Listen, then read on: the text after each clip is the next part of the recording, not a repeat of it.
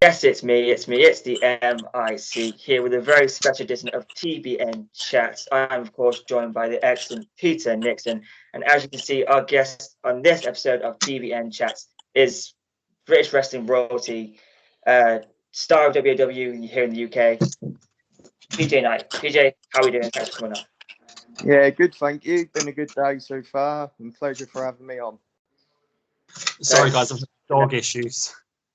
Yeah. No, we're good. We're good. Carry on. Yeah. All right. So thanks for coming on. It's been thanks for coming on. It's been just trying to get as many interviews as we can, get where the Brit Rest out there for get the up and coming stars out. And yeah, I guess if you're all set, do you wanna first of all, people who don't know, you and Ray and Nixon are quite familiar with each other. Yeah, me and Nixon wrestled. Oh, I don't know. I think I lost count how many times, but we both enjoyed it every time. Yeah, it's always fun. We've done multi-man matches, singles matches, tag matches. I wouldn't mind getting back in there with you, Pat, and maybe tearing it up again someday. The offer's always there, mate. You know it is. Yeah, fantastic. You're ready.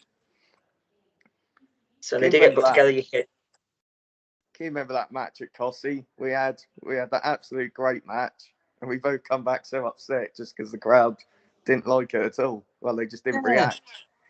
Yeah, we've had some weird matches at Cossey. So we had this fantastic indie style match, indie-rific match, and they just weren't into it, were they? I just don't think they wanted the babyface versus babyface match. They wanted, someone to boo.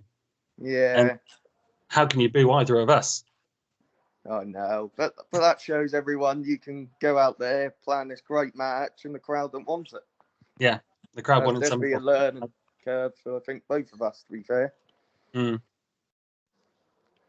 Well, I mean,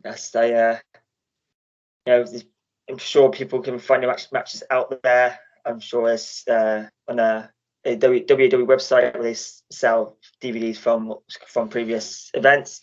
So you can go check them out. WWE UK on Twitter. But yeah, let's just get straight into this. Obviously, it's been a crazy couple of years, but with this little thing called a global pandemic. When the world got locked down and you couldn't step into the ring, you couldn't do much as a performer. How did you keep yourself occupied, and how did you deal with the whole lockdown situation and keep yourself out there? I coped quite well compared to a lot of people because I used it more as like watching my old matches back and improving myself, like physically and like in the ring. So like, I don't know if you watched the WAW Hard Times, which is on YouTube. I didn't catch it personally. I've watched a lot of wrestling during lockdown. I might have. But if you haven't seen it, I'd go see it on the WAW YouTube. But yeah, I watched that, and you just analyse yourself as a performer. So I looked at my gear, how I wrestled, and everything. So I thought I could improve my body. So during lockdown, I hit the weights more, done more cardio, more running, looked at my wrestling gear. I thought, I'm European champion now at the time. So I got to set the standard. I got to look the part. So I thought I've got to change my wrestling gear, which I have. And so, yeah, but I know a lot of people struggled. But lucky enough with WAW, we've done a lot of shows compared to a lot of other companies because we're just lucky enough. We're knowing the right people who could help us. And we've got the performance centre. So we don't have to hire halls like other promotions do and have to go by the halls rules type thing. Yeah, I can imagine it was quite difficult for a lot of people. But like I said, WW are very lucky, and I believe you're actually at the performance centre right now. Yeah, it's brilliant. I was going to say, it's improving all the time. Like, I watch it from when it first like we first opened compared to now. It's incredible. We got now the black wall, what looks loads better. When I look at old footage, I go a bit way. I was excited when I first come here, but I'm even more excited now because I just see the improvements every week here. It's brilliant. And it's a faceted venue, isn't it? It's got a bar, a pool table. It's got a lot going on for it. Yeah, it's one of those. How can I say it? Obviously, how big the place is, it's going to cost a lot. And obviously, we've got wrestling basically every weekend, but that's not, you ain't going to get everyone in here. Not everyone likes wrestling. So what you do, you try and get people here first, say, you like pool, then they'll go, oh, you got a wrestling show. That's basically advertisement to get different people into the wrestling shows. Yeah, and it must be a nice thing to have, particularly in Brit Rest, where you have to go from venue to venue every week or however often you run shows. So it must be nice to have a place where you can run your shows and a bit of echo in there. But yeah, it must be nice to have a place where you can run shows and just they haven't got to worry about, for instance, getting traveling back home. God knows what time. Right. Yeah, it's a good thing because I only live about 15 minutes away, but we've still got hall shows. Like this month or next weekend, we've got Harlow and one of Nixon's favourites, Thetford, on the Sunday. So if you're free, Nixon, pop down. If you're free, obviously I know you're a busy man yourself. I am a busy man. I don't know if I can make the Thetford show. That's all right. But yeah, we still run hall shows, but yeah, I think we do more focus on the PC. Yeah. Just to expand on the Thetford Hall, it's your classic wrestling venue. You got the stage at the back. You got a nice big area for the ring going in the middle and the chairs around, and you can fit a fair few people in there. I remember just before I broke my arm, we had Scott Hall, X-Pac over. Yeah, I remember that. Yeah, I think you might have been in the main event teaming with X-Pac and round that day. Yeah, there's certainly the biggest crowd I've wrestled in Thetford in front of, and that's one of the highlights of my WAW experience was that Thetford show specifically. And I wrestled Tony Knight in the opener, and we had a banger, really, really good match. Yeah, definitely. Tony's one to definitely look for because he doesn't get enough credit for what he does, really. He's very underrated. Definitely, 100%. Nixon just mentioned that you teamed with X-Pac, so I want to ask, see, growing up in the wrestling business, what advice did you get, whether it be from family or from someone coming in? What advice did you get that has stuck with you and you continue to focus on throughout your career so far? The main advice I got is keep your ears open and your mouth shut, mainly, when I was younger. I'll tell you a funny story, what Scott Hall told me, especially with a voice. He went, because what happened was, he told me there was like a story where he was late once, but he was like 2 hours late instead of 5 minutes late. So he always told me, always be so late that they're happy to see you, then 5 minutes late, and they're angry to see you. So I've never done it. No, of course not. Seems very Scott Hall-like advice. Yeah. I'm going to try that when I go into work tomorrow. Yeah, I think only Scott Hall can get away with that. Yeah. Great guy, though. I've always loved Scott.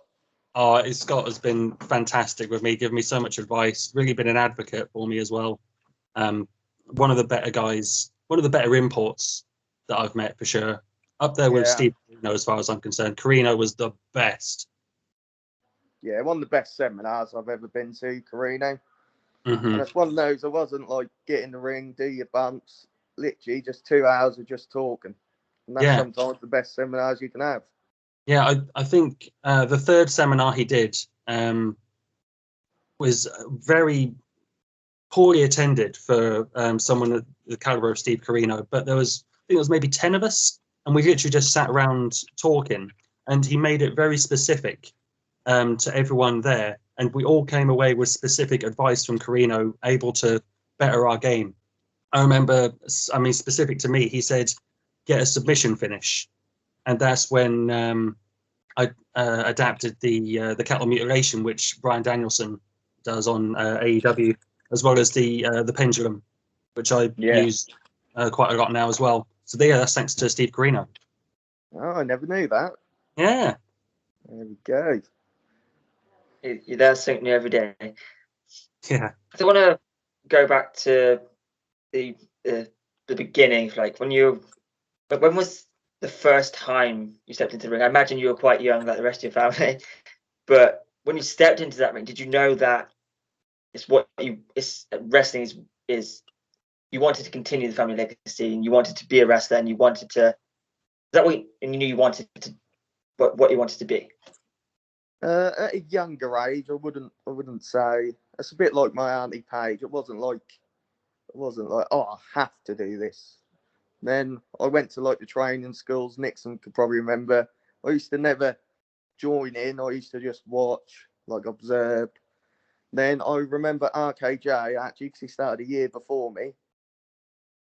And well, to be fair, I've never actually told him this. I saw him do it, his debut. I think it was against Alex Young. I remember the match. Yeah, and I sat there. I thought, well, why can't I do it? If he can do it, why can't I? And it's one of those. I always wanted to, but there'd nothing ever really pushed me to do it. Then It seemed at the start of your training that you were more interested in football. Yeah, I was. Well, I played like Sunday league with my mates. I was more interested in like the football. But yeah, after I'd probably say, well, even like the first year, you're still learning wrestling. So I wouldn't say I enjoyed it. I was more focused having good matches and focus on that. I'd probably say after a year, I started enjoying it and loving wrestling type thing. Yeah, I remember you started to improve when your camaraderie started to improve. Like you started hanging around with myself, Milky, Brad Slayer, and we stayed up and watched pay-per-views together and had a right laugh. And that's when it felt like you committed more and you started to improve. Does that make sense? Yeah, definitely. As one knows, obviously at a young age, you're like, obviously you'd get my family go, make sure you don't say anything stupid, make sure you don't annoy anyone. So for about a year or so, I was like floating and was like, oh, will anyone get my humour, etc. Type thing. But then once I settled in, as you said, I started improving because you get on with everyone. Everyone then gives you advice, not just say my family. Everyone gave me advice. So it'd always be like, say, you, Brad, Milky, etc. Yeah, absolutely. I mean, I said to Nixon many times, I even mentioned to Lizzie Ever on the first episode of TBN Chats that, being a fan, experiencing it from behind the barrier must be obviously a complete opposite to being in the ring and experiencing everything that goes into wrestling. I can't imagine how that feels being inside that ring. So I want to ask you, obviously, amongst British wrestling and world wrestling, your family is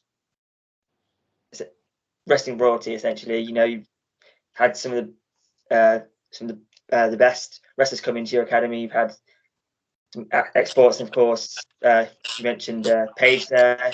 Obviously, she rose to the top in WWE. Do you ever feel like there's maybe a bit of pressure on you to when you step into the ring as a knight, you go to shows as a knight, and do you feel like there's any bit of extra pressure on you, or haven't you really experienced much of that? Yeah, I would say there's always pressure, especially I'd probably say more here in WAW because I don't know, you always get compared more. Like things they'll say, like when Zach's on the show, Roy, Ricky. There isn't a competition between us, but I feel like we all feel like behind us there is competition, like to always have the best match, who's going to be like the man of WAW, etc. We'll never say to each other that, but I think we all feel that in a way, type thing. Which is good. Yeah, You always got to have good, healthy competition. Exactly. That's the thing. Healthy competition. You're not out to sabotage each other. You're just out to be as good as you can, and that helps everyone else step up their game. Yeah, definitely. I'm also curious about what it's. We asked the question. Nick's asked the question to Ricky Jr. when he was on. How does it? What's it? What's the feeling when you step into the ring with your family? Like, do how's it? What are you feeling when you're facing your family and your thoughts going through your head when you're planning the match? What goes through your head when you have to fight with the family? Yeah, it's always one of those. It's always one, especially when you first start, you dream of going, like a main event with my uncles, my cousin, my granddad, etc. Which I think I've main evented with all of them, I think. So it's one of those. It is a great feeling. But as I said as well, it's like a competition. It's like you test each other every time you're in there, which is good as well. Absolutely. And I remember even your nan, one of your first big matches was at Epic Studios, and you wrestled alongside Saraya Knight, your nan, against, I think it was Robbie E. and the former Tara, Victoria, Lisa Marie. Yeah. What are your memories of that match? Yeah, really good. It was one of those, obviously. There's a big match, big names in there. Well, to be fair, I'll probably say Nan's one of the biggest names who hasn't been signed to WWE, TNA, etc. So yeah, even just being there with my nan, I was still nervous because I was still young then, and it was like, oh, they're going to do all these crazy spots, etc. But then we planned it, and I was like, oh, was that it? Type thing. I still enjoyed it, but I was like, oh, it's that simple, is it? So yeah, I did learn a lot from that. To be fair. Obviously I agree with the sentiment about your nan. It was definitely should have been picked up by a major company. I remember watching. It was on the Impact Plus app. I think it was Shine. She had a match with Sue Young and tried to hang off the balcony by cable. Yeah, definitely. I always thought, how did well, to be fair, I don't know how most of my family haven't got signed. Right. But that is wrestling in general. You can't. It's one of those. Like, everyone knows how good they are. And I don't need to keep going on about it. But I think with most of my family, they're brilliant star makers. Like Nan with Sue Young.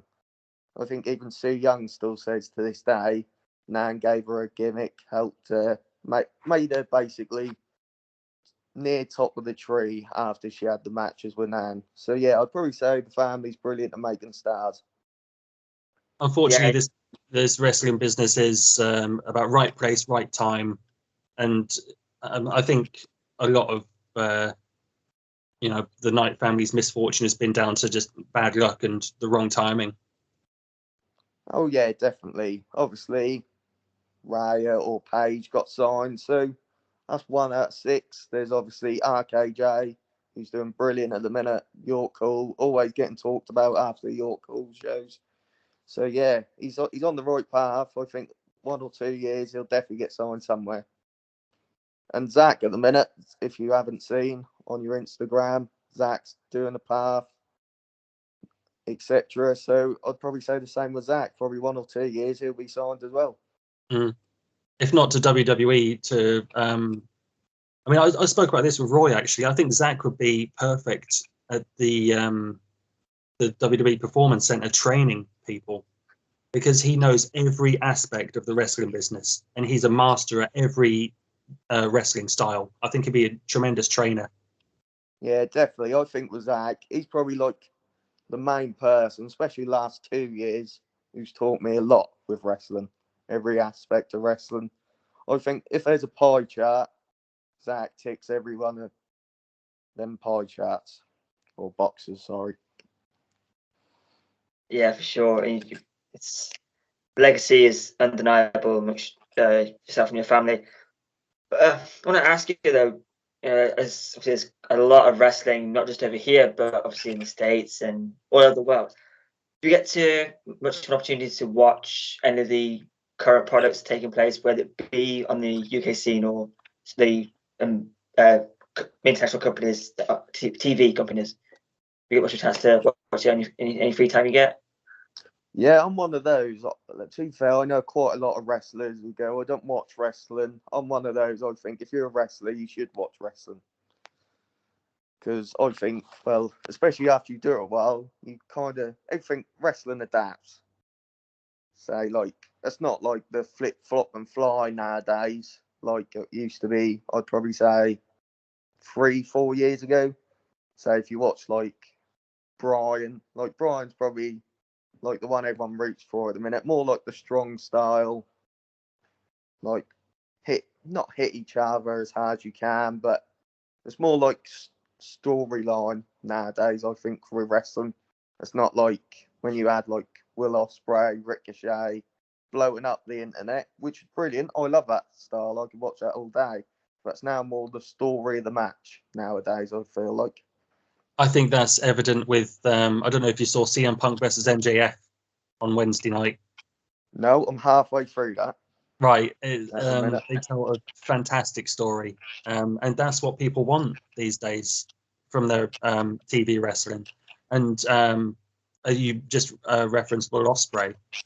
Yeah, they did the thing with Ricochet, which is very choreographed. Some people loved it, some people hated it.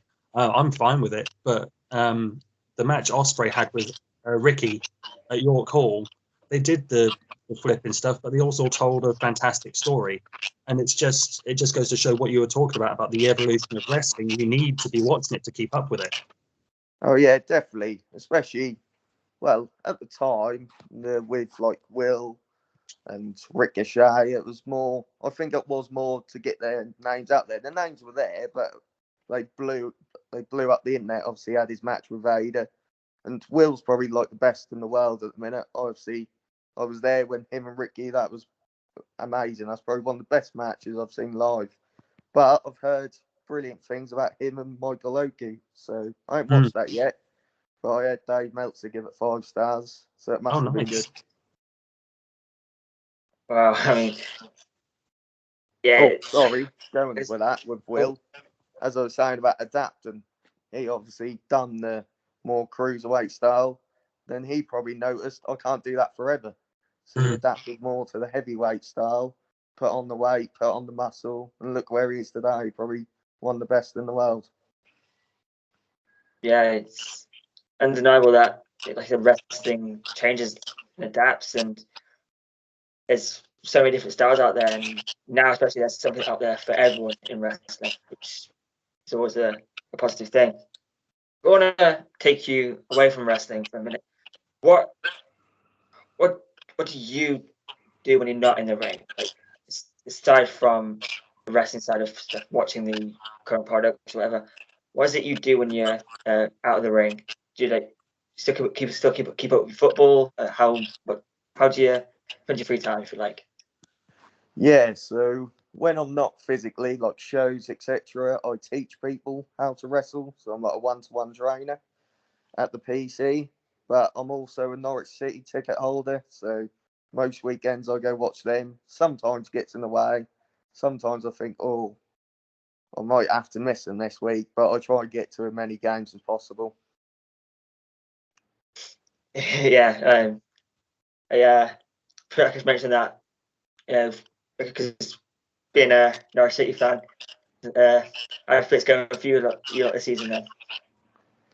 Yeah, it's one of those.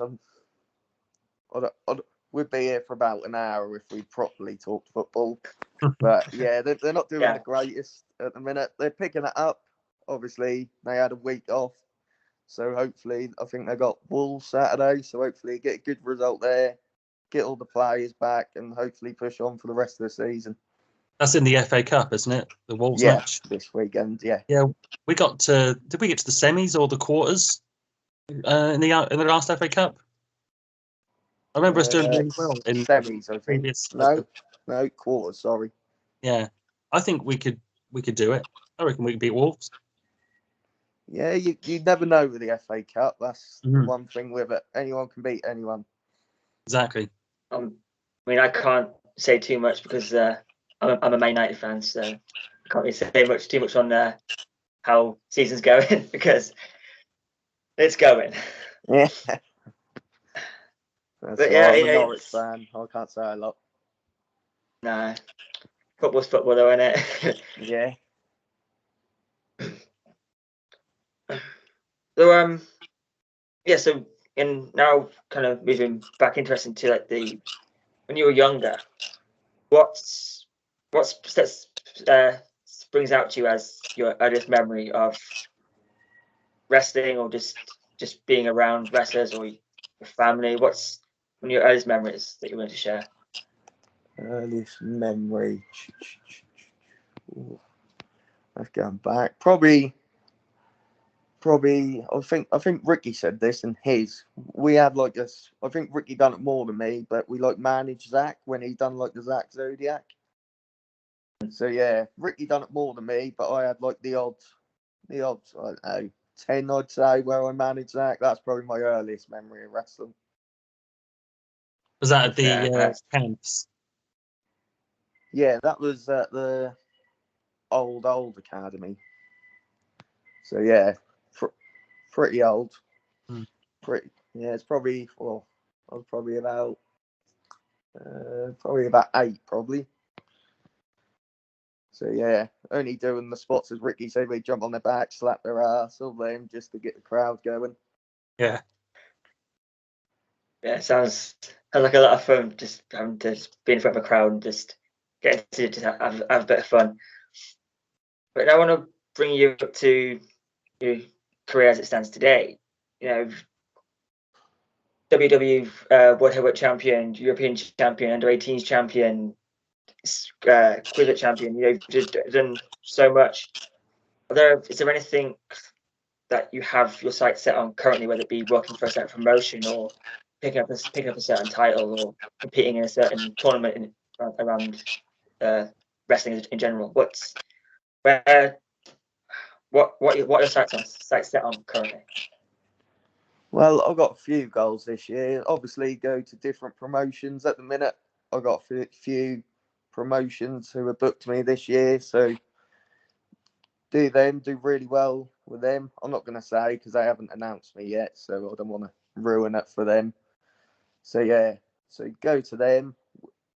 If you don't know, WAW have got Fightmare this year, so hopefully I can main event Fightmare. It's always been a dream of mine. I'm not going to say the date or nothing because it's not been announced yet, but I'll definitely go on to WAW socials to look for that because that show's probably going to be the biggest show of the year. Yeah, I remember the buzz around Fightmare is always huge. You know, there's particularly this show at Carrow Road. That was just the amount of people talking about that show afterwards. The people on that show goes to show that the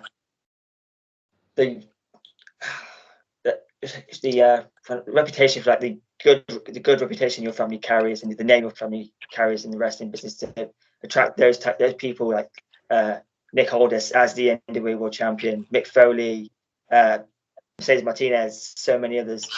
You know, and can only imagine how good this upcoming Fightmare can be. Yeah, definitely. I always say, I know I shouldn't say it about my own family, but we're a bit like Marmite. There's people who love us and adore us. There's people who don't like us, but that's life. Not everyone's going to like you in life. That's just how life is. But yeah, I think personally, the last Fightmare was a massive occasion. Obviously, 5,000, Car Road. But I think this Fightmare is going to knock it out of the park, show-wise, I think. Can you give us a clue to the venue? Or exclusive. No, I think I might get in trouble. Okay, sorry, Pat. Oh, okay. If You won't push it. you live in Norwich, you could probably guess it. But yeah, I'm not going to ruin it because I'd probably get a right bollocking. But the announcement will probably come pretty soon, probably 2 weeks to a month or so, I'd say. So I'll definitely keep an eye out on the socials for that one. Yeah, definitely. We'll keep an eye out for that. It's at WWUK on Twitter, right? Yes. Yeah. Well, Well, not a social person. if you go back and see the announcement for this episode, I'm sure I've had them, so you can go check out any information about any upcoming shows they have. I mean, I guess don't take up any more of your time. It's so busy, so when I round up with this, I asked this pretty much in every interview I've done so far, but I ask you as well. In the next 3 years, where do you want to be? Where do you see yourself being in the next 3 years? In wrestling or in life? Where do you want to be? I'm hoping, because I'm one of those, obviously. We all know Zach's story, where with fighting my family, it did affect him a lot when he gets signed. So I'm going to do everything to get signed, but I'm not going to be devastated if I don't in 3 years' time. I'll still give everything I can to get signed, but it's not the be all or end all for me. Obviously, I've got a girlfriend. There's obviously life out of wrestling as well.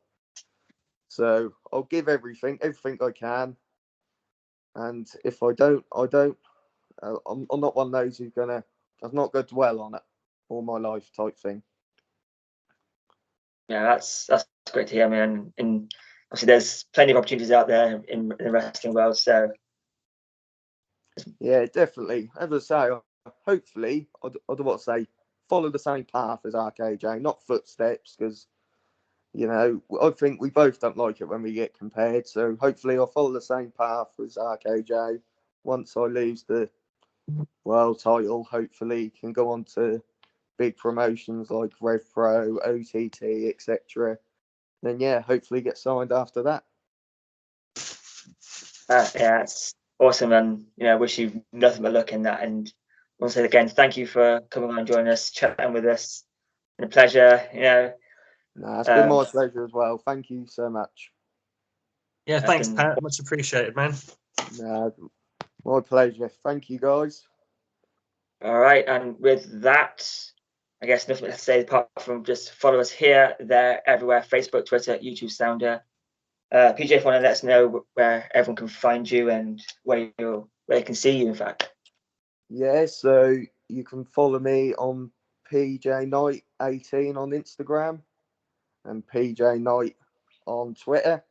And if you are interested in WAW wrestling, they have a Twitch, and that's WAW UK. I think it's the line. I can't remember. You two are probably better. Is it? I think it might be at WAW_. That's it. WAW UK _live. All right. Follow us here and everywhere. Check out episode 7 of Talking Bloody Nonsense, where me and Nixon go into depth on Mickey James in the Rumble and so much more. But until next time, stay tuned for maybe some more announcements in the future. Until next time, goodbye, my friends.